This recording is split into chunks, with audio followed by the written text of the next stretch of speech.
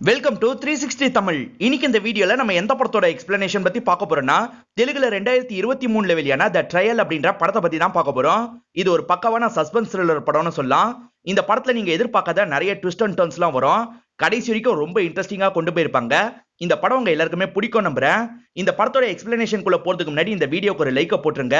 நீங்க போடுற லைக் மூலியமா இந்த வீடியோ இன்னும் நிறைய பேர்கிட்ட கொண்டு போய் சேர்க்கப்படும். இப்ப டைம் வேஸ்ட் பண்ணாம நம்ம நேரடியா எக்ஸ்பிளனேஷன் குள்ள போயிடலாம். படத்தோட ஸ்டார்டிங் சீனே ரூபான்ற நம்ம படத்தோட ஹீரோயினை காட்டுறாங்க. இவங்க ஹஸ்பண்ட் அஜய் ஒரு இடத்துக்கு வர சொல்லியிருப்பாரு. இப்ப அந்த இடத்துக்கு தான் இவங்க வந்திருக்காங்க. இவங்க ரெண்டு பேருக்குமே கல்யாணம் ஆகி 1 வருஷம் ஆகுது. அதை செலிப்ரேட் பண்றதுக்காக தான் அஜய் இந்த இடத்துக்கு வர வச்சிருக்காரு. இப்ப இவங்க கிட்ட பூங்கொத்தெல்லாம் தராரு. இவங்க ரெண்டு பேருமே சேர்ந்த மாதிரி இங்க ட்ரிங்க்லாம் பண்றாங்க. ஜாலியா கொஞ்ச நேரம் பேசிட்டு இருக்காங்க. இப்ப ஹஸ்பண்ட் இருக்கார்ல, உனக்கு ஒரு சர்ப்ரைஸ் இருக்கு, கண்ணை மூடு அப்படின்ற மாதிரி சொல்லிட்டாரு. இவங்களும் சரின்ற மாதிரி கண்ணை மூடிட்டு இருக்காங்க. ஆனா ரொம்ப நேரம் அவர் பேச மாட்டாரு. என்ன பேச மாட்டாரு அப்படின்ற மாதிரி கண்ணை முடிச்சிடுறாங்க. அவர் அந்த இடத்துல காணவே காணோம். எங்க போனாருன்னு தேடிட்டு இருக்காங்க. அப்பதான் கீழே பொதுமக்கள் எல்லாம் பேசிக்கிற சவுண்ட் கேக்குது. என்னன்னு பார்த்தா ஹஸ்பண்ட் கீழே குதிச்சு இறந்து போயிருக்காரு. ரூபா இருக்காங்க பாத்தீங்களா, இதுதான் நடந்தது அப்படின்ற மாதிரி ஒரு கான்ஸ்டபிள் கிட்ட ஸ்டேட்மெண்டா தந்து முடிக்கிறாங்க. அவரும் எல்லா விஷயத்தையும் நோட் பண்ணிக்கிறாரு. சரி மேடம், நான் கிளம்புறேன் அப்படின்ற மாதிரி இங்க இருந்து கிளம்பிடுறாரு. அவர் போனதுக்கு அப்புறம் ரூபாவோட ரியாக்ஷன் லைட்டா மாறுது. லைட்டா சிரிக்கிறாங்க. இங்கதான் அந்த ட்ரையல்னு படத்தோட டைட்டில போடுறாங்க. இப்ப ராஜீவ் அப்படின்ற ஒரு இன்ஸ்பெக்டரை நமக்கு காட்டுறாங்க. இவரோட டேபிள்ல ஒரு ஃபைல் இருக்கு. அசிஸ்டன்ட் தான் வச்சிருக்க வாய்ப்பு இருக்குன்றதுனால அசிஸ்டன்ட்டுக்கு கால் பண்ணி என்ன ஃபைல்னு கேக்குறாரு.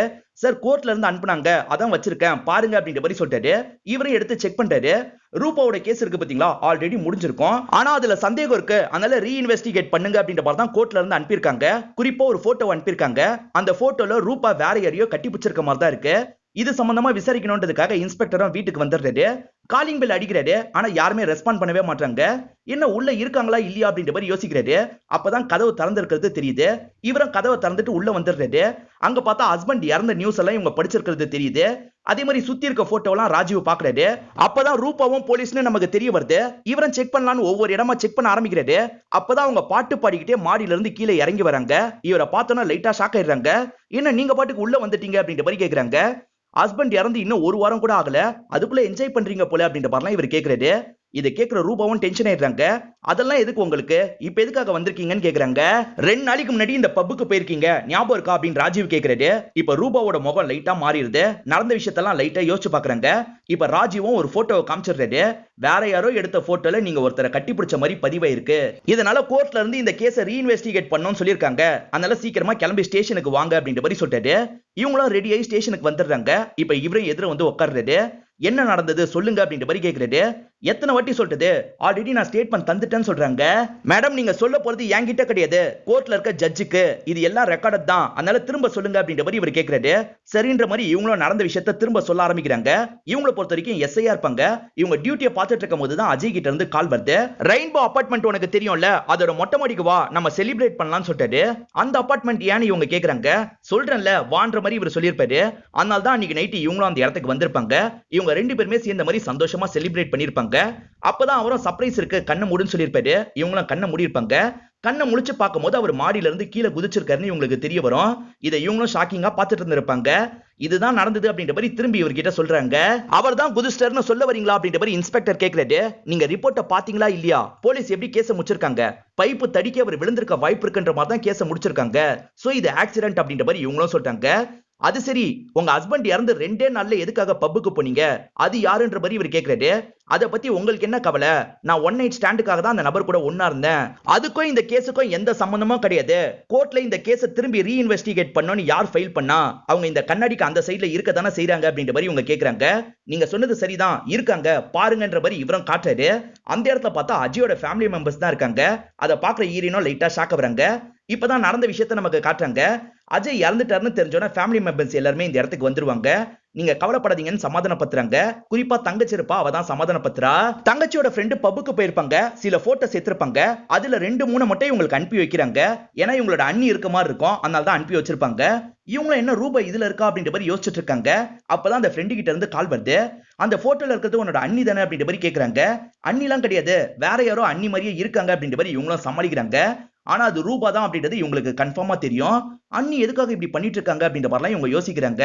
சரி நாளைக்கு என்ன ஏதுன்னு பாப்போம் அப்படின்ற மாதிரி இவங்களும் படுத்து தூங்கிடுறாங்க. அண்ணனோட ரூமை செக் பண்ணி பார்த்தா ஏதாவது தெரிய வரும் அப்படின்ற மாதிரி தங்கச்சி யோசிக்கிறாங்க. இப்ப ரூபாக்கு கால் பண்ணி இன்னைக்கு நீங்க ஃப்ரீனா நான் அந்த இடத்துக்கு வரவான்னு கேக்குறாங்க.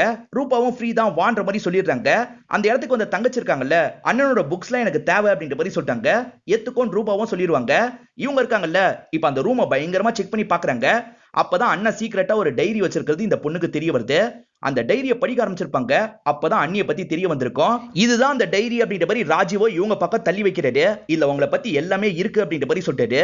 ஓஹோ, இந்த டைரியில அஜய் நினைச்சதை எழுதியிருப்பாரு, அதை வச்சே என்ன நீங்க சந்தேகப்படுவீங்களா அப்படின்ற மாதிரி இவங்க கேக்குறாங்க. எதுக்காக அதுக்குள்ள அஜய் தப்பா தான் எழுதியிருப்பாருன்னு நினைக்கிறீங்க? நான் படிக்கிறேன் கேளுங்க அப்படின்ற மாதிரி ராஜீவும் சில பக்கத்தை படிக்க ஆரம்பிக்கிறாரு. இவங்க ரெண்டு பேருக்குமே வீட்டுல பார்த்து தானே கல்யாணம் பண்ணி வச்சாங்க. எனக்கு பார்த்தோன்னே பிடிச்சிருச்சு, ஆனா அவளுக்கு என்ன பிடிக்கலன்ற மாதிரி தான் சொன்னா. கடைசியில எங்க ரெண்டு பேருக்கு கல்யாணம் ஆச்சு அப்படின்ற மாதிரி அஜய் எழுதியிருக்காரு. இதுவே சுத்த பொய். முதல்ல கல்யாணத்துக்கு நான் தான் ஓகே சொன்னேன், அவர் தான் யோசிச்சு முடிவு எடுக்கிறன்ற மாதிரி சொன்னாரு. இதுவே பொய்ன்ற மாதிரிலாம் சொல்லிட்டு இருக்காங்க. நீங்க சொல்றதுக்கு என்ன ஆதாரம் அப்படின்ற மாதிரி ராஜீவ் கேக்குறாரு. சார், இந்த டைரியில இருக்கிறதுக்கு முதல்ல என்ன ஆதாரம் இருக்கு? தேர்ட் பர்சன் உறுதி பத்தினா மட்டும்தான் டைரியில இருக்க ஆதாரத்தெல்லாம் கோர்ட் ஏத்துப்பாங்க. நீங்களும் போலீஸ்ல உங்களுக்கு தெரியும்ல அப்படின்ற மாதிரிலாம் கேட்டுட்டு இருக்காங்க. அதெல்லாம் எனக்கு தெரியும் மேடம், பொறுமையா ஒவ்வொன்னா படிக்கிறேன், நீங்க ஒவ்வொன்னுத்துக்கும் பதில் சொல்லிக்கிட்டே வாங்க அப்படின்ற மாதிரி படிக்க ஆரம்பிக்கிறாரு. அஜயும் ஃப்ரெண்டு கூட சேர்ந்த மாதிரி சரக்கு வச்சிட்டு இருக்காரு. அஜய் ரொம்ப சோகமா இருக்கிறது ஃப்ரெண்டுக்கு தெரியுது. என்ன மச்சான் பிரச்சனை அப்படின்னு கேக்குறாரு. திடீர்னு அஜயும் அழவே ஆரம்பிச்சிடுறாரு. எதுக்காக அழுவுற, நடந்த விஷயத்த சொல்லு அப்படின்ற மாதிரி கேக்குறாரு. அஜயும் சொல்ல ஆரம்பிக்கிறாரு. அஜய் வேலையெல்லாம் முடிச்சுட்டு வீட்டுக்கு வராரு. ஒய்ஃப் இருக்காங்க பாத்தீங்களா, இல்ல சைன போடுங்க அப்படின்ற மாதிரி ஒரு டாக்குமெண்ட்டை தராங்க. அப்பதான் ஒய்ஃப் பிரெக்னெண்டா இருக்காங்கன்னு இவருக்கு தெரிய வருது. பிரெக்னெண்டா இருக்கியான்னு கேக்குறாரு. ஆமான்ற மாதிரி இவங்களும் சொல்லிட்டாங்க. நான் இன்னும் குழந்தைக்கு தயாராகல, குழந்தைய கலைக்கணும்னா உங்க கையெழுத்தும் வேணுமா, அதனால தான் இந்த டாக்குமெண்ட்டை கொண்டு வந்திருக்கேன், சீக்கிரமா கையெழுத்த போடுங்க அப்படின்ற மாதிரி இங்க இருந்து எந்திரிச்சு போயிடுறாங்க. இவரும் குழந்தைய கலைக்கணும்னு இந்த இடத்துல பயங்கரமா ஃபீல் பண்ணிட்டு இருக்காரு. இந்த விஷயத்தை நம்ம சும்மா விடக்கூடாது அப்படின்ற மாதிரி ஃப்ரெண்டு சொல்லிட்டாரு. அப்பதான் அஜய் என்ன பண்றாருன்னா, இந்த பேப்பரை பாரு அப்படின்ற மாதிரி ஒரு பேப்பரை காட்டுறாரு. அதை பாக்குற இந்த ஃப்ரெண்டு பயங்கரமா ஷாக் ஆயிடுறாரு. இப்ப பிரசன்ட்ல ஃப்ரெண்ட் இருக்காரு பாத்தீங்களா, ராஜீவ் கிட்ட அந்த பேப்பரை காட்டுறாரு.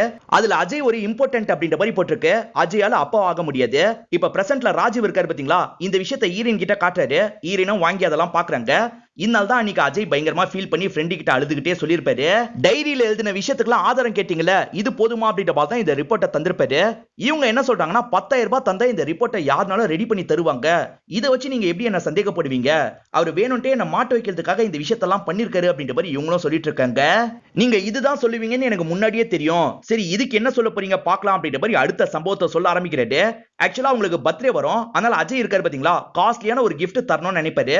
அதனால அவங்களுக்காக ஆசைப்பட்டு ஒரு ஜுவல்ல வாங்கிடுறாரு. அவங்க வேலைக்கு கிளம்ப ஆரம்பிக்கிறாங்க. இவரும் பர்த்டே விஷயத்தை சொல்லிடுறாரு. இந்த கிஃப்ட்ன்ற மாதிரி தராரு. அந்த கிஃப்ட பாக்குற இவங்க பயங்கரமா டென்ஷன் ஆயிடுறாங்க. இப்ப எதுக்காக இதெல்லாம் வாங்கின அப்படின்ற மாதிரி கோவப்பட்டு இருக்காங்க. அப்பன்னு பார்த்து அஜயோட அப்பா கால் பண்றாரு. அப்பா பேசுறாரு, நார்மலா பேசு அப்படின்ற மாதிரி தராரு. மாமா இவங்களுக்கு பர்த்டே விஷஸ் சொல்றதுக்காக தான் கால் பண்ணிருக்காரு. அவர்கிட்டயே இவங்க கோவமா பேசுறாங்க. உங்க பையன் பொறுப்பே இல்லாம இருக்கான் அப்படின்ற மாதிரிலாம் சொல்றாங்க. இதெல்லாம் பார்த்து அஜயும் ஃபீல் பண்றாரு. அதை தான் டைரியில எழுதியிருக்காரு. ராஜீவ் இருக்காரு பாத்தீங்களா, அப்பா கிட்டயும் இதை கிராஸ் செக் பண்ணிருப்பாரு. உண்மைதான் அப்படின்ற மாதிரி அப்பா சொல்லியிருப்பாரு. ஆசையா வாங்கி தந்த கிஃப்ட்டுக்காக எதுக்காக இவ்வளவு கோவப்பட்டீங்க அப்படின்ற மாதிரி ராஜீவ் கேக்குறாரு. இவங்களும் காரணத்தை சொல்ல ஆரம்பிக்கிறாங்க. இவங்க அப்பாக்கு அந்த மாசம் மெடிக்கல் எமர்ஜென்சியா இருக்கும். இவங்க காசு எல்லாத்தையும் அப்பாக்கு தந்திருப்பாங்க. உன் காசை வச்சுதான் மெயின்டெனன்ஸ் செலவெல்லாம் பார்க்கணும்னு சொல்லியிருப்பாங்க. அதை மீறியும் அஜய் அந்த ஜுவல்ல வாங்கியிருப்பாரு. அதனால தான் கோவப்பட்டு பேசினேன் அப்படின்ற மாதிரி சொல்லிட்டாங்க. வேணும்ட்டே நான் பண்ண எல்லா விஷயத்தையும் அவருக்கு சாதகமா மாத்தி தான் அந்த டைரியில எழுதியிருக்காரு அப்படின்ற மாதிரி சொல்லிட்டாங்க. சரி உங்க ஹஸ்பண்ட் டாக்டரை பார்த்ததெல்லாம் உங்களுக்கு தெரியுமான்னு கேக்குறாரு. தெரியாதுன்னு சொல்லிட்டாங்க. படிக்கிறேன் கேளுங்க அப்படின்ற மாதிரி படிக்க ஆரம்பிக்கிறாரு. அஜய் ஒரு சைக்கியாட்ரிஸ்ட கன்சிடர் பண்றதுக்காக வந்திருப்பாரு. பேசுறதுக்கு ரொம்ப தயங்குறாரு. என்கிட்ட பேசுற எதுவுமே வெளியே போகாது, அதனால மனசுல இருக்க எல்லாத்தையும் சொல்லுங்கன்ற மாதிரி டாக்டர் கேக்குறாரு. இவரும் ஒய்ஃப் பயங்கரமா என்ன மென்டல் டார்ச்சர் பண்றா, என்னால வாழவே முடியல, சாவலம் போல தோணுது அப்படின்ற மாதிரிலாம் சொல்லியிருப்பாரு. அந்த டாக்டர் ராஜீவ் கிட்ட பேசுறத நமக்கு காட்டுறாங்க. தினமும் ஒரு டேப்லெட் போடணும், நான் தான் டேப்லெட்லாம் தந்தேன். அவர் பேசினது மூலியமா ஒண்ணு மட்டும் என்னால தெளிவா புரிஞ்சுக்க முடிஞ்சது, அந்த ரூபா சாதாரண பொண்ணு கிடையாது, ராட்சசி அப்படின்ற மாதிரிலாம் டாக்டர் சொல்லிட்டாரு. டாக்டர் சொன்னாரு பாத்தீங்களா, அதை பத்தி இன்ஸ்பெக்டரை இவங்க கிட்ட சொல்லிட்டு இருக்காரு. இதுக்கு என்ன சொல்ல போறீங்க அப்படின்ற மாதிரி கேக்குறாரு. ரூபா என்ன சொல்றாங்கன்னா, நீங்க ரிப்போர்ட்டை பாத்தீங்களா இல்லையான்னு எனக்கு தெரியல, அவர் மாத்திரையை ரெகுலரா எடுக்கிறதா இருந்தா அந்த ரிப்போர்ட்ல தெளிவா வந்திருக்கும், ஏன் வரல அப்படின்ற மாதிரி கேக்குறாங்க. இவரை எடுத்து செக் பண்றாரு. மாத்திரை போட்ட மாதிரியே ரிப்போர்ட்ல காட்டல. மாத்திரையே காட்டல அப்படின்ற மாதிரி அந்த டாக்டர் கிட்ட கேட்டு பாக்குறாரு. டாக்டரும் இப்பதான் செக் பண்ணி பாக்குறாரு. நான் கொடுத்த மாத்திரையை ரெகுலரா எடுத்தா கண்டிப்பா காட்டிரும், இல்ல காட்டலனா யாராவது மாத்திரையை மாத்தி வச்சிருக்க கூட வாய்ப்பு இருக்கு அப்படின்ற மாதிரி சொல்றாரு.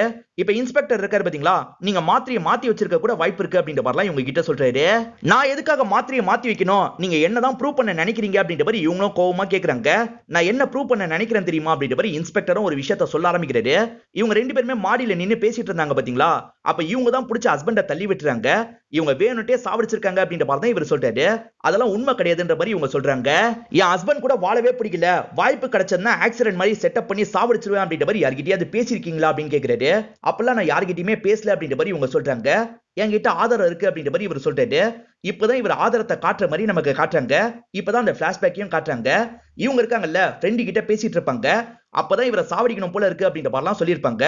சொன்னதுக்கு அப்புறம் தான் அவசரப்பட்டுட்டோமா அப்படின்ற மாதிரி யோசிக்கிறாங்க. ஹஸ்பண்ட் ஒரு வேலை கேட்டிருப்பாரா அப்படின்ற மாதிரி ரூம் கதவை திறந்து பார்த்திருப்பாங்க. ஹஸ்பண்ட் தூங்கிட்டு தான் இருந்திருப்பாரு. இவங்க மேற்கொண்டு ஃப்ரெண்டு கிட்ட பேசியிருப்பாங்க. ஆனா இவர் தூங்குற மாதிரி நடிக்க தான் செஞ்சிருப்பாரு. அவங்க பேசின எல்லா விஷயத்தையும் இவரோட போன்ல ரெக்கார்ட் பண்ணி வச்சிருப்பாரு. அந்த போன்ல இருந்து தான் இந்த இன்ஸ்பெக்டர் காமிச்சிட்டு இருக்காரு. அஜய் மேல எனக்கு கோவம் இருந்தது உண்மைதான், அந்த கோவத்தினால தான் பேசினேன், மத்தபடி நான் எப்படி கொலை பண்ணுவேன் அப்படின்ற மாதிரிலாம் கேக்குறாங்க. கோவம் இருக்குன்னு ஒத்துக்கிட்டீங்களே, அது வரைக்கும் சந்தோஷம் அப்படின்ற மாதிரி சொல்லிட்டாரு. நியாயமா நீங்க பண்ணதை வச்சு பார்க்கும்போது அவர் தான் கோவப்பட்டிருக்கணும், நீங்க எதுக்காக அவர் மேல கோவப்பட்டீங்க அப்படின்ற மாதிரி கேக்குறாரு. அவரோட பாயிண்ட் ஆஃப் வியூல இருந்து மட்டும் தான் நீங்க எல்லாத்தையும் கேட்டிருக்கீங்க, என் பாயிண்ட் ஆஃப் வியூல இருந்தும் கேளுங்க அப்படின்ற மாதிரி சொல்லிட்டாங்க. இவர் இருக்காரு பாத்தீங்களா, அவங்களுக்கு தண்ணி ஊத்தி தராரு. இப்ப சொல்லுங்கன்னு கேக்குறாரு. இவங்களும் இந்த இடத்துல இவங்க பாயிண்ட் ஆஃப் வியூல இருந்து சொல்ல ஆரம்பிக்கிறாங்க. நமக்கும் ஒவ்வொரு இன்சிடென்ட்டா காட்டுறாங்க. பொண்ணு பார்க்கிறதுக்கு வீட்டுக்கு வரும்போது தனியா பேசிக்க விடுவாங்க பாத்தீங்களா, அந்த மாதிரி இவங்க ரெண்டு பேருமே பேசிட்டு இருக்காங்க. எனக்கு இந்த கல்யாணத்துல எல்லாம் சுத்தமா விருப்பமே கிடையாது, பேரண்ட்ஸ் சொன்னதுனால தான் இந்த இடத்துக்கு வந்தேன், நோ தான் சொல்ல போறேன் அப்படின்ற மாதிரி சொல்லிட்டாரு. நீங்க எப்படி அப்படின்ற மாதிரி கேக்குறாரு. எனக்கும் கல்யாணத்துல பெருசா விருப்பம் கிடையாது, ஆனா வயசாயிடுச்சுல, அதனால பேரண்ட்ஸ் சொன்னா ஓகேன்னு ஏத்துக்கிட்டேன் அப்படின்ற மாதிரி சொல்லியிருப்பாங்க. அன்னைக்கு நைட்டு வேலையெல்லாம் முடிச்சுட்டு வீட்டுக்கு வராங்க. அப்போவா அவங்க ஓகே சொல்லிட்டாங்க அப்படின்ற மாதிரி சொல்றாரு. ஓகே சொல்லிட்டாங்களா, மாப்பிள்ள ஓகே சொல்லிட்டாரா அப்படின்ற மாதிரி இவங்க இன்னொன்னு வாட்டி அழுத்தமா கேக்குறாங்க. அவர் சொல்லாம எப்படிமா அவர் ஓகே சொல்லிட்டாரு அப்படின்ற மாதிரி அப்பா சொல்றாரு. இவங்க ரெண்டு பேருக்கு நல்லபடியா கல்யாணமும் நந்து முடிஞ்சிருது. நீங்க பேசினதை வச்சு நோ தான் சொல்லுவீங்கன்னு நினைச்சேன் அப்படின்ற மாதிரி இவங்க சொல்றாங்க. இவர் என்ன சொல்றாருன்னா, நான் நோன் தான் சொன்னேன், ஆனா என்னோட பேரண்ட்ஸ் தான் வற்புறுத்தி கல்யாணத்தை பண்ணி வச்சிட்டாங்க. இப்போ கூட எனக்கு இந்த கல்யாண வாழ்க்கையில விருப்பம் கிடையாது, நான் என்னைக்கு ஓகேன்னு ஃபீல் பண்றேனோ அன்னைக்கு நம்ம ஒரே ரூம்ல இருக்கலாம், இப்போ நான் வெளியே பத்துக்கிறேன் அப்படின்ற மாதிரி எந்திரிச்சு போயிருப்பாரு. இவங்களும் கவலைப்பட்டிருப்பாங்க. அவர் டைரியில அப்படியே மாத்தி எழுதியிருக்காரு அப்படின்ற மாதிரி இவங்க சொல்றாங்க. இதை கேட்கிற இன்ஸ்பெக்டர் இருக்காரு பாத்தீங்களா, இப்ப அப்பா கிட்ட விசாரிக்க ஆரம்பிக்கிறாரு. அப்பா என்ன சொல்றாருன்னா, அவன் விருப்பம் இல்லைன்னு தான் சொன்னான், நாங்க தான் வற்புறுத்தி பண்ணி வச்சோம் அப்படின்னு சொல்லிட்டாரு. இத முன்னாடியே சொல்ல மாட்டீங்களா அப்படின்ற மாதிரி அப்பா கிட்ட இவர் கோவப்படுறாரு. போக போக நாங்க ரெண்டு பேருமே ஒரே ரூம்ல இருக்க ஆரம்பிச்சோம், பேசி பழகலாம் ஆரம்பிச்சோம் அப்படின்ற மாதிரி இவங்க சொல்ல ஆரம்பிக்கிறாங்க. இவங்க இருக்காங்க பாத்தீங்களா, பர்மிஷன் கேட்டு சீக்கிரமா வீட்டுக்கு வந்துடுறாங்க. ஹஸ்பண்டுக்கு பயங்கரமா சமைக்கணும் அப்படின்ற மாதிரி யோசிக்கிறாங்க. முக்கியமான வேலை வருது, அப்ப கூட இவங்க இதுதான் முக்கியன்ற மாதிரி இங்கேயே இருந்துருவாங்க. ஹஸ்பண்டுக்காக பக்கவா சமையல்லாம் ரெடி பண்ணிடுறாங்க. ஹஸ்பண்ட் இருக்காரு பாத்தீங்களா, செம்ம டயர்டா வீட்டுக்கு வராரு. வந்து சாப்பிட்டு போங்க அப்படின்ற மாதிரி சொல்றாங்க. ரொம்ப டயர்டா இருக்கு, நீ மட்டும் சாப்பிட்டுக்கோ அப்படின்ற மாதிரி இவரும் படுத்து தூங்கிடுறாரு. கஷ்டப்பட்டு ரெடி பண்ணுமே அப்படின்ற மாதிரி அந்த சாப்பாடுலாம் பார்த்துக்கிட்டே இவங்க கவலைப்படுறாங்க. காலையில எப்பவுமே முழிக்கிற டைமுக்கு முடிக்கிறாங்க. பார்த்தா பக்கத்துல ஹஸ்பண்ட காணோம், எங்கன்ற மாதிரி வெளியே வராங்க. ஹஸ்பண்டே சமையல் வேலை எல்லாத்தையும் முடிச்சிருக்காரு. நேத்து நீ வருத்தப்பட்டிருப்பன்னு தெரியும், சாரின்ற மாதிரி சொல்றாரு. இன்னைக்கு நானே சமையல் வேலையெல்லாம் முடிச்சிட்டேன், சீக்கிரமா ரெடி ஆயிட்டு வா அப்படின்ற மாதிரி இவங்களை அனுப்பி விடுறாரு. என்னடா ஒரே நாள்ல இப்படி மாறிட்டாரு அப்படின்ற மாதிரி யோசிச்சிருப்பாங்க. வேற ஒரு நாள் ஃபங்க்ஷனுக்கு போனோம் அப்படின்ற மாதிரி சொல்லியிருப்பாரு. இவங்களும் வேலையை முடிச்சுட்டு சீக்கிரமா வீட்டுக்கு வந்துடுறாங்க. இப்ப பக்காவா ரெடி ஆயிடுறாங்க. அவர் வந்து கூட்டு போவாரு அப்படின்ற மாதிரி வெயிட் பண்ணிட்டு இருக்காங்க. பார்த்தா ரொம்ப லேட்டா தான் வராரு. வாங்குங்க ஃபங்க்ஷனுக்கு கிளம்பணும் அப்படின்னு சொல்றாங்க. இல்ல இல்ல நானே போயிட்டு வந்துட்டேன், அதனால நீ போய் படு அப்படின்ற மாதிரி சொல்லிட்டாரு. அதை முன்னாடியே சொல்ல மாட்டீங்களா அப்படின்ற மாதிரி இவங்க கோவப்படுறாங்க. மறுநாள் காலையில பார்த்தா அன்னைக்கு மாதிரியே சமையல் வேலையெல்லாம் பார்த்துட்டு இருக்காரு. நேத்து நைட்டு நடந்ததுக்காக சாரின்ற மாதிரியும் கேட்கிறாரு. எதுக்காக இந்த மாதிரி பண்றாருன்னு யோசிக்கிறாங்க. இவங்களுக்கு இருந்தாலும் கோவம் குறைய மாட்டேங்குது. திட்டமிட்டே தான் பண்றாரு போல அப்படின்ற மாதிரிலாம் நினைக்கிறாங்க. இது வரைக்கும் பொறுத்துக்கிட்டே என்னால ஒரு விஷயத்தை மட்டும் பொறுத்துக்க முடியல அப்படின்ற மாதிரி சொல்றாங்க. இவங்க செக் பண்ணும்போது இவங்க பிரெக்னண்டா இருக்கிறது தெரிய வருது.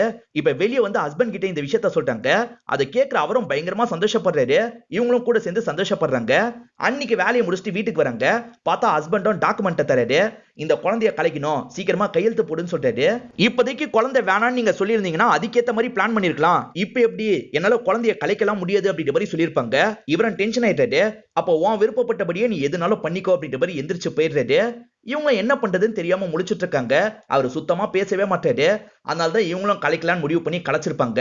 இதுதான் நடந்தது அப்படின்ற மாதிரி சொல்றாங்க. அப்புறம் எதுக்காக அஜய் டைரியில வேற மாதிரி எழுதணும் அப்படின்ற மாதிரி இன்ஸ்பெக்டர் கேட்கிறாரு. என்ன மாட்டி விடுறதுக்காக தான் அப்படின்ற மாதிரி சொல்றாங்க. எதை வச்சு இவ்வளவு உறுதியா சொல்றீங்க அப்படின்ற மாதிரி இவர் கேக்குறாரு. இப்ப ஹீரோயின் இருக்காங்க பாத்தீங்களா, இந்த லெட்டரை பாருங்க அப்படின்ற மாதிரி இன்ஸ்பெக்டர் கிட்ட ஒரு லெட்டரை தராங்க. இன்ஸ்பெக்டரும் அந்த லெட்டரை பார்த்து ஷாக் ஆயிடுறாரு. இதுக்கப்புறமும் ரூபா கூட வாழ முடியாது, நான் சாக போறேன் அப்படின்ற மாதிரி தான் எழுதியிருக்காரு. இப்ப அப்பவும் செக் பண்ணி பார்த்து இது என்னோட பையன் ஹேண்ட் ரைட்டிங் அப்படின்றத கன்ஃபார்ம் பண்ணிடுறாரு. இப்ப இன்ஸ்பெக்டரும் இது எப்படி கிடைச்சது அப்படின்ற மாதிரி ஹீரோயினை பார்த்து கேக்குறாரு. இந்த இடத்துல இவங்களும் நடந்த விஷயத்த திரும்ப சொல்ல ஆரம்பிக்கிறாங்க. இவர் கண்ணை மூடுன்னு சொல்லியிருப்பாரு, இவங்க கண்ணை மூடி நின்னுட்டு இருப்பாங்க. அந்த கேப்ல அவர் என்ன பண்றாருன்னா மேல ஏறி கீழே குதிச்சிருப்பாரு. ப்ரொசீஜர் எல்லாம் முடிச்சுட்டு இவங்க வீட்டுக்கு வந்திருப்பாங்க. என்னால அப்படி பண்ணாரு அப்படின்ற மாதிரிலாம் யோசிச்சுட்டு இருந்திருப்பாங்க. அப்பதான் ஒரு லெட்டர் இவங்க கண்ணில் பட்டிருக்கும். அதுதான் சூசைட் லெட்டரா இருக்கும். இவங்கள கொஞ்சம் டேமேஜ் பண்ற மாதிரி அந்த லெட்டர்ல எழுதி இருக்காருல, அதனால மறைச்சு வச்சுக்கலாம் அப்படின்ற மாதிரி இவங்க மறைச்சு வச்சிருப்பாங்க. விசாரிக்க வந்தவங்களே தெரியாதனமா தடிக்கி விழுந்திருக்க தான் வாய்ப்பு இருக்கு அப்படின்ற மாதிரி கேஸ முடிச்சிருப்பாங்க. அதனால இதெல்லாம் சொல்ல வேணாம் அப்படின்ற மாதிரி இவங்களும் மறைச்சிருப்பாங்க. கண்டிப்பா அஜய்க்கு மென்டல் ப்ராப்ளம் இருக்கு அப்படின்ற மாதிரி சொல்லிட்டாங்க. இப்ப இன்ஸ்பெக்டர் இருக்கார்ல, உங்க பையனுக்கு மென்டல் ப்ராப்ளம் ஏதாவது இருக்கா அப்படின்ற மாதிரி கேக்குறாரு. இந்த இடத்துல அப்பவும் ஒரு பிளாஷ்பேக்க சொல்லிட்டாரு. அஜயை பொறுத்த வரைக்கும் சுரேஷன் ஒரு பெஸ்ட் ஃப்ரெண்ட் இருப்பான். எப்பவுமே அஜய் இருக்காரு பாத்தீங்களா, அவங்க கூடயே தான் சுத்திட்டு இருப்பாரு. திடீர்னு ஒரு நாள் அந்த சுரேஷ் ஆக்சிடென்டலா இறந்து போயிடுவாரு. அப்பத்துல இருந்து அஜய் யார்கிட்டயுமே பேச மாட்டாரு. பேரண்ட்ஸ் எவ்வளவோ ட்ரை பண்ணுவாங்க, ஆனா அவங்க கிட்ட கூட இவர் பேசவே மாட்டாரு. ஒரு வாட்டி பேரண்ட்ஸ் 2 பேருக்குள்ள சண்டை வரும். அதாவது டிவி வாங்கியிருப்பாங்க, அதை எந்த சைடு வைக்கிறது அப்படின்ற மாதிரி தான் ஆர்கியூமெண்ட் பண்ணிட்டு இருப்பாங்க. இந்த விஷயத்தெல்லாம் அஜய் கவனிச்சிட்டு இருந்திருப்பாரு. இந்த இடத்துல வைங்க கரெக்டா இருக்கும் அப்படின்ற மாதிரி இவங்களுக்கு அட்வைஸ் பண்ற மாதிரிலாம் பேசியிருப்பாரு. பேசாத பையன் பேசிட்டானே அப்படின்ற மாதிரி இவங்களும் சந்தோஷப்படுறாங்க. அப்ப ஆர்குமெண்ட் வந்தா இவன் அட்வைஸ் கொடுப்பான் போல அப்படின்ற மாதிரி யோசிக்கிறாங்க. இப்ப ஃபேமிலில இருக்க எல்லாருமே இவர்கிட்ட தான் அட்வைஸ் கேட்கறதுக்காக வராங்க. அப்படிதான் கொஞ்சம் கொஞ்சமா திரும்பி பேச ஆரம்பிச்சிருப்பாரு. அதுக்கப்புறம் தான் எல்லார்கிட்டயும் நார்மலா பேச ஆரம்பிச்சிருப்பாரு. அதனால தான் கல்யாணம் பண்ணி வச்சோம் அப்படின்ற மாதிரி இவரும் சொல்லி முடிக்கிறாரு. அஜய்க்கு என் மேல அப்படி என்ன கோவம் தெரியல, என்ன மாட்ட வைக்கிறதுக்காக தான் பக்காவா பிளான் பண்ணி இந்த விஷயத்த பண்ணிருக்காரு. அவர் யாருந்தாலும் நான் ஜெயில தண்டனை அனுபவிப்பேன்ல, அதுக்காக தான் இப்படி பண்ணிருக்காருன்னு சொல்றாங்க. இன்னும் உனக்கு வேற ஏதோ தெரியும், ஒழுங்கா மறைக்காம சொல்லுன்னு கோவமா கேக்குறாரு. இந்த இடத்துல அழுதுகிட்டே இவங்களும் சொல்றாங்க. கால் பண்ண அஜய் இருக்காரு பாத்தீங்களா, நேரா அந்த இடத்துக்கு வந்துரு அப்படின்ற மாதிரி தான் சொல்லியிருப்பாரு. ஆனா இவங்க வீட்டுக்கு போய் மேக்கப் பண்ணிட்டு போலாம்னு நினைச்சிருப்பாங்க. வீட்டுக்கு போயிட்டு போயிடலாம் அப்படின்ற மாதிரி அசிஸ்டன்ட் கிட்ட சொல்லிட்டாங்க. இன்ஸ்பெக்டர் இருக்காரு பாத்தீங்களா, அந்த அசிஸ்டன்ட் கிட்ட விசாரிச்சிருப்பாரு. அவர் முதல்ல வீட்டுல தான் விட்டேன், அதுக்கப்புறம் தான் அங்க இருந்து கூட்டு போய் அபார்ட்மெண்ட்டுக்கு விட்டேன்னு சொல்லியிருப்பாரு. அதை வச்சுதான் ஹீரோ இந்த கேள்வியை கேட்டிருப்பாரு. ஹீரோயின் வீட்டுல மேக்கப் எல்லாம் பண்ணிட்டு இருந்திருப்பாங்க. அப்பயும் அந்த லெட்டரை பாத்துருவாங்க. சோ அவர் இறந்து போனதுக்கு அப்புறம் லெட்டரை பார்த்த மாதிரி சொல்லியிருப்பாங்க. ஆனா உண்மை என்னன்னு பாத்தீங்கன்னா முன்கூட்டியே அந்த லெட்டரை பார்த்திருப்பாங்க. அதுக்கப்புறம் தான் பேசுறதுக்காக இவங்க அந்த இடத்துக்கு வந்திருப்பாங்க. அவரை ரொம்ப ஜாலியெல்லாம் இவங்க கிட்ட பேசிட்டு இருக்காரு. ஆனா இவங்க அந்த லெட்டரை பத்தியே தான் யோசிச்சுட்டு இருக்காங்க. உனக்கு ஒரு சர்ப்ரைஸ் இருக்கு அப்படின்ற மாதிரி அவரும் அந்த மணிக்கு கூட்டு போறாரு. சர்ப்ரைஸ் எல்லாம் இருக்கட்டும், நீங்க எழுதின அந்த லெட்டரை நான் பார்த்துட்டேன் அப்படின்ற மாதிரி சொல்றாங்க. ஓஹோ பாத்துட்டியா அப்படின்ற மாதிரி இவரும் நார்மலா பேச ஆரம்பிக்கிறாரு. நான் உங்களுக்கு என்ன பண்ண, எதுக்காக என்ன மாட்டி விட பாக்குறீங்கன்னு கேக்குறாங்க. இந்த இடத்துல அஜயும் கொஞ்சம் சைக்கோ மாதிரி பேசுறாரு. கல்யாணத்துக்கு முன்னாடி வரைக்கும் எல்லாருமே என்னோட அட்வைஸை தான் கேட்பாங்க. ஆனா கல்யாணம் ஆனதுல இருந்து நான் நிறைய விஷயங்கள் சொல்லியிருக்கேன், நீ எதுக்குமே சம்மதம் தெரிவிக்கல, அதனால தான் உன் மேல போக போக எனக்கு கோவம் ஆயிடுச்சுன்னு சொல்றாரு. நீங்க பொண்ணு பாக்குறதுக்காக வரும்போதே நான் எப்படிப்பட்ட டைப்ன்றது உங்களுக்கு தெரிஞ்சிருக்கும்ல, அப்பயே வேணான்னு சொல்லிருக்கலாம்ல அப்படின்ற மாதிரி கேக்குறாங்க. நான் வேணான்னு தான் சொன்னேன், வீட்டுல தான் கல்யாணம் பண்ணி வச்சிட்டாங்க, அதுக்கு என்ன பண்ண முடியும், உன்னை எப்படியாவது பழி வாங்கணும்னு யோசிச்சேன், அதுக்காக தான் இந்த பிளான் எல்லாம் போட்டேன் அப்படின்ற மாதிரி சொல்லிட்டாரு. இப்ப மேல இருந்து விழுந்தா நீ தானே மாட்டுவ அப்படின்ற மாதிரிலாம் இவங்களை கிண்டல் பண்ற மாதிரி பேசிட்டு இருக்காரு. அவசரப்பட்டு எதுவும் பண்ணாதீங்க, இறங்குங்க அப்படின்ற மாதிரி சொல்றாங்க. இவர் கிண்டல் பண்ணி பேசிட்டு இருக்கும் போதே யாடகூடமா கீழே விழுற மாதிரி போயிடுறாரு. ஆனா இவருக்கும் பயமா இருக்கு, திரும்பி மேல வரணும்னு ட்ரை பண்றாரு. ப்ளீஸ் என்ன காப்பாத்து அப்படின்ற மாதிரி இவங்களை பார்த்து கேக்குறாரு. ஆனா இவங்க இருக்காங்கல்ல, அசையாம அங்கேயே நின்னுட்டு இருக்காங்க. நல்ல வேலை இப்பயாவது அவரோட சாவுக்கு நீங்க தான் காரணம்ன்றதை ஏத்துக்கிட்டீங்களே அப்படின்ற மாதிரி இவர் சொல்றாரு. நான் எப்படி காரணம்னு சொல்றீங்க அப்படின்ற மாதிரி இவங்க கேக்குறாங்க. காப்பாத்தாம இருந்ததும் குற்றம் தானே அப்படின்ற மாதிரி இவர் கேக்குறாரு. என்ன காப்பாத்திக்கிறதுக்காக தான் நான் இந்த விஷயத்த பண்ணேன் அப்படின்ற மாதிரி இவங்களும் சொல்ல ஆரம்பிக்கிறாங்க. இப்போ ஒரு பிளாஷ்பேக் நமக்கு காட்டுறாங்க. இவங்களும் இவங்களோட அசிஸ்டன்ட் கிட்ட பேசிட்டு இருக்காங்க. சிஸ்டத்துல உட்காந்து இருக்கவருக்கு ஏதோ டவுட் போல, இருங்க நெட்ல பார்த்து கிளியர் பண்றேன் அப்படின்ற மாதிரி இவங்களும் நெட்ல சர்ச் பண்றதுக்காக வராங்க. அப்படி சர்ச் பண்ண ஆரம்பிக்கும் போது தான் ஹஸ்பண்ட் சர்ச் பண்ணதை காட்டுது. அதை பாக்குற இவங்களும் ஷாக் ஆயிடுறாங்க. சந்தேகம் வராம ஒருத்தரை தள்ளி விட்டு சாவடிக்கிறது எப்படி அப்படின்ற மாதிரிலாம் சர்ச் பண்ணி பார்த்திருப்பாரு. இந்த விஷயம் உங்களுக்கு ஸ்ட்ரைக் ஆயிருக்கும். நம்ம காப்பாத்த போனா நம்மளையும் சேர்த்து இழுத்துற கூட வாய்ப்பு இருக்கு அப்படின்ற மாதிரி இவங்களும் யோசிச்சு பார்த்திருப்பாங்க.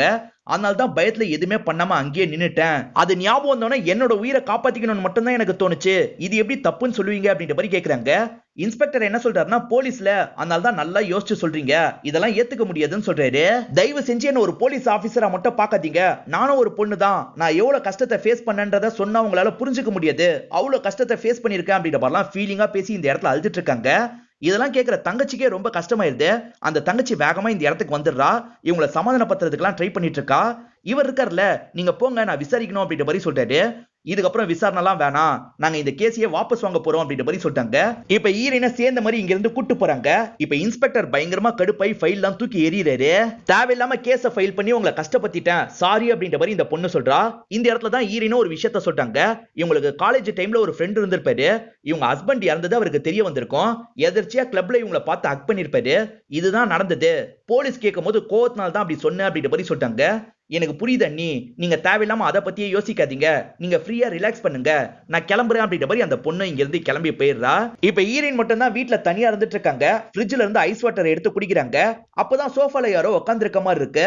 யாருன்னு வந்து பார்த்தா இன்ஸ்பெக்டர் தான் வந்திருக்காரு. அன்னைக்கு யார் கூட பப்ல இருந்தீங்க அப்படின்ற மாதிரி கேக்குறாரு. இவங்களும் யோசிக்கிற மாதிரி அமைதியா இருந்துட்டு இருக்காங்க. அந்த கிளப் ஃபுட்டேஜை நமக்கு விட்டு விட்டு காமிச்சிட்டு இருக்காங்க. இப்ப இவங்க இருக்காங்கல்ல, உன் கூட தான் இருந்தேன் அப்படின்ற மாதிரி சொல்லிட்டாங்க. இவங்களுக்கு பக்கத்துல அன்னைக்கு இருந்ததே இவரை தான் இருப்பாரு. அஜய் இருக்காரு பாத்தீங்களா, அன்னைக்கு தெரியாதனமா தான் ஸ்லிப் ஆயிருப்பாரு. திரும்பி மேல வரணும் அப்படின்ற மாதிரி இவங்க கிட்ட ஹெல்ப் எல்லாம் கேட்டிருப்பாரு. ஆனா இவங்க கிளம்பி வரதுக்கு முன்னாடி அந்த லெட்டரை பாத்துட்டாங்கல்ல, இவர் இதே மாதிரி வேற ஒரு நாள் பண்ணி மாட்ட வைக்கவும் வாய்ப்பு இருக்குன்னு யோசிச்சிருப்பாங்க. அதனால சாகட்டும் அப்படின்ற மாதிரி இவங்க தான் விட்டுருப்பாங்க. அவர் இறந்ததுக்கு அப்புறம் இவங்களுக்கு பயம் வந்திருக்கும். நேரா இவரை பார்க்கறதுக்காக வந்திருப்பாங்க. இவரை பொறுத்த வரைக்கும் ஃப்ரெண்டா தான் இருப்பாரு. எல்லா விஷயத்தையும் சொல்லி நீ தான் ஹெல்ப் பண்ணும் அப்படின்ற மாதிரி சொல்லிட்டாங்க. என்கிட்ட கேஸ் எப்படி வரும் அப்படின்னு கேக்குறாரு. அந்த அபார்ட்மெண்ட் உன்னோட ஏரியாக்குள்ள தான் வருது, அதனால தான் உன்கிட்ட பேசுறதுக்காக வந்திருக்கேன்னு சொல்றாங்க. நீ சொல்ற மாதிரி ஆக்சிடென்ட் அப்படின்ற மாதிரி இந்த கேஸை ஈஸியா முடிச்சிடலாம். ஆனா அதுக்கப்புறமும் உன்னால நிம்மதியா இருக்க முடியாது. ஏன்னா என்னைக்காவது ஒரு நாள் ஏதாவது டவுட் வந்து வேற மாதிரி கேஸை ஓபன் பண்ணலாம், அப்ப நீ மாட்ட கூட வாய்ப்பு இருக்கு அப்படின்ற மாதிரி சொல்லியிருப்பாரு. இவங்களுக்கும் லைட்டா பயமா இருக்கு. என்ன பண்றது அப்படின்ற மாதிரி கேக்குறாங்க. இதுக்கு வேற ஒரு வழி இருக்கு. என்னென்ன கேள்வியெல்லாம் வருமோ அந்த கேள்வியெல்லாம் நம்மளே எழுப்பி அதுக்கு பதில் சொல்லணும். அப்பதான் இதுல இருந்து நீ மொத்தமா வெளியே வர முடியும் அப்படின்ற மாதிரி சொல்லிட்டாரு. முதல்ல ஆக்சிடென்ட் அப்படின்ற மாதிரி கேஸை முடிச்சிருவோம். அதுக்கப்புறம் அந்த ஃபேமிலி சைடுல இருந்து யாராவது ஒருத்தர் ரீஓபன் பண்ற மாதிரி நம்மளே கிரியேட் பண்ணுவோம். விசாரணை முடிஞ்சதுக்கு அப்புறம் நிம்மதியா நீ உன்னோட வாழ்க்கைய வாழலாம். அந்த ஃபேமிலில பொண்ணுங்கன்னா ரொம்ப ஃபீல் பண்ற மாதிரி ஏதாவது கேரக்டர் இருக்கா அப்படின்ற மாதிரி கேக்குறாரு. இவங்க யோசிச்சு பாக்குறாங்க. அந்த தங்கச்சியோட ஞாபகம் வருது. ஏன்னா தங்கச்சி இருக்காங்கல்ல, அவங்களோட ஃப்ரெண்டு சம்பந்தமா ரொம்ப சோகமாலாம் பேசியிருப்பாங்க. அந்த பொண்ணு கரெக்டா வருவா அப்படின்ற மாதிரி இவங்க சொல்றாங்க. அவ மூலியமா தான் இந்த கேஸை ரீஓபன் பண்ண போறோம் அப்படின்ற மாதிரி இவரும் சொல்லிட்டாரு. அந்த பொண்ணோட ஃப்ரெண்ட் ஒரு இடத்துக்கு வராங்கன்னு தெரிஞ்சுட்டு அந்த இடத்துக்கு இவங்க ரெண்டு பேருமே வந்திருப்பாங்க. அவங்க போட்டோ எடுக்க போறாங்க. இப்ப என்ன ஹக் பண்ணு அப்படின்ற மாதிரி சொல்லியிருப்பாரு. இவங்க அதனால தான் ஹக் பண்ணிருப்பாங்க. இது மூலியமா தான் தங்கச்சியோட ஃப்ரெண்ட் அந்த போட்டோவை எடுத்திருப்பாங்க. தங்கச்சிக்கும் அனுப்பி வச்சிருப்பாங்க. போட்டோவை பார்த்தவ கண்டிப்பா ரூமை செக் பண்றதுக்காக வருவா, டைரி அவளுக்கு கிடைக்கணும் அப்படின்ற மாதிரி இவர் சொல்லியிருப்பாரு. அந்த பொண்ணு அண்ணனோட புக்ஸ் எல்லாம் எடுக்கிறதுக்காக வந்திருக்கா அப்படின்ற மாதிரி சொல்லியிருப்பா. இவங்க வேணும்ட்டே தான் போய் எடுத்துக்கோ அப்படின்ற மாதிரி சொல்லியிருப்பாங்க. அவர் டைரி எழுதி இருக்கிறது உங்களுக்கு தெரியும், இருந்தாலும் அந்த டைரி மாட்டட்டும் அப்படின்ற மாதிரி வேணும்ட்டே தான் விட்டுருப்பாங்க. இப்ப எழுற எல்லா கேள்விக்கும் இவங்க பதில் சொன்ன மாதிரி ஆயிடுச்சுல்ல, அந்த பதில் அந்த ஃபேமிலி மெம்பர்ஸும் கேட்ட மாதிரி ஆயிடுச்சுல்ல, இதுக்கப்புறம் எந்த பிரச்சனையும் வராது அப்படின்ற மாதிரி தான் இந்த பிளானை இவர் சொல்லியிருப்பாரு. இப்ப பிரசன்ட்ல இன்ஸ்பெக்டரும் இங்க இருந்து கிளம்ப ஆரம்பிக்கிறாரு. அந்த அபார்ட்மெண்ட்டுக்கு எதுக்கு வர சொன்னாருன்னு தெரிஞ்சதா அப்படின்ற மாதிரி கேட்கிறாரு. அங்க ஒரு பிளாட்டை புக் பண்ணி வச்சிருக்காரு போல, அதனால தான் அங்க வர வச்சிருக்காருன்னு சொல்றாங்க. இப்ப அவர் கிளம்பி போயிடுறாரு. இப்ப சோஃபால வந்து சாஞ்ச மாதிரி உட்கார்றாங்க. ஏதோ ஒரு விஷயத்தை யோசிச்சு பாக்குறாங்க. இப்பதான் நடந்த விஷயத்த நமக்கு காட்டுறாங்க. ஆக்சுவலா அவர் அந்த இடத்துக்கு முதல்ல வந்திருக்க மாட்டாரு. இவங்க தான் முதல்ல அந்த இடத்துக்கு வந்திருப்பாங்க. நீ எழுதி வச்சிருந்த லெட்டரை பார்த்துட்டேன் அப்படின்ற மாதிரி சொல்றாங்க. இவரும் லைட்டா ஷாக் ஆகுறாரு. நீ டைரியில எழுதிட்டு இருக்கிறதுலாம் எனக்கு தெரியாதுன்னு நினைச்சிட்டு இருக்கியா அப்படின்னு கேக்குறாங்க. இவர் அதை கேட்டோம் ஷாக் ஆகுறாரு. இவர் டைரியில எழுதுறதுலாம் இவங்களுக்கு ஆரம்பத்துல இருந்தே தெரிஞ்சிருக்கும். எதுக்காக இந்த மாதிரிலாம் பண்ணிட்டு இருக்காரு அப்படின்ற மாதிரி யோசிச்சிருப்பாங்க. இந்த லெட்டரை பார்த்தோன்னா நம்மள மாட்ட வைக்கிறதுக்காக தான் ட்ரை பண்றாருன்னு புரிஞ்சிருக்கும். இதனால கோவத்துல இவங்க தான் புடிச்சு தள்ளி விட்டுருப்பாங்க. இதெல்லாம் இப்பதான் இவங்க யோசிச்சு பாக்குறாங்க. லைட்டா இந்த இடத்துல ஸ்மைலும் பண்றாங்க. இதோடயே இந்த படம் முடியுது. இந்த படம் உங்க எல்லாருக்குமே பிடிச்சிருக்கும் நம்புறேன். இந்த வீடியோ உங்களுக்கு பிடிச்சிருந்ததுன்னா லைக் பண்ணுங்க, கமெண்ட் பண்ணுங்க, மறக்காம 360 தமிழ் சேனலை சப்ஸ்கிரைப் பண்ணுங்க. தொடர்ச்சியா இந்த மாதிரி வீடியோக்கள் வந்துகிட்டே தான் இருக்கும்.